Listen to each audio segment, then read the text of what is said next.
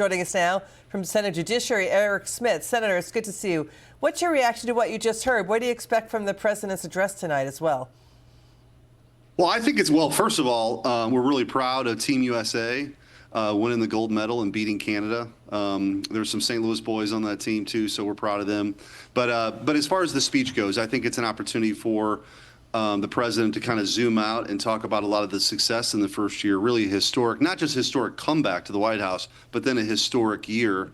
When you talk about the working families tax cut and no tax on tips, no tax on overtime, all those things that people are going to start seeing in their tax returns and in their paychecks, inflation's down to around a little over 2% from 9% under Joe Biden, and of course a secure border. We almost don't even talk about that anymore.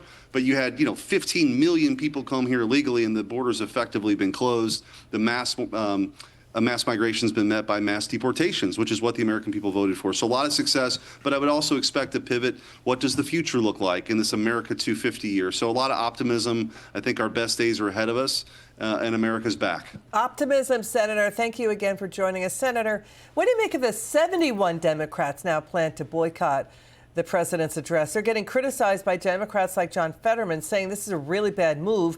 The polls are bad. They're going down in the polls. So what are Democrats selling the American people for the midterms? Boycott, shut down government, obstruct Trump, be anti-Trump all the time? What's their messaging? What are they selling the American people for the midterms? Whining, being a bunch of crybabies. I don't know. It's really disgusting. But you got to remember, last year they didn't stand up and applaud for angel moms whose kids were killed by illegal immigrants. They didn't stand and clap for a kid who had beaten cancer. These are some sick people at this point, and I don't understand. Trump derangement syndrome has metastasized. It's pretty ugly. So look, I was in the Senate for 2 years with Joe Biden. I went to the State of the Union and listened to the incoherent ramblings of a man who didn't know where he was, but I was there.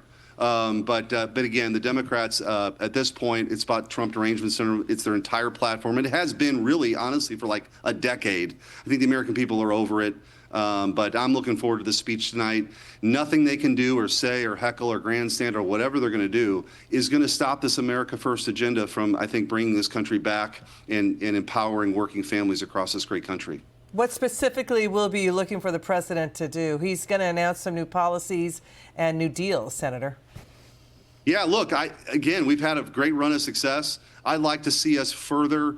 Maybe there's some new tax cuts that we can have for working families. Maybe there can be more money in the pockets for working families, and also allow us to re-empower the industrial base of this country to have more jobs. Senator Schmitt, thank you so very much, sir. We appreciate you for joining us.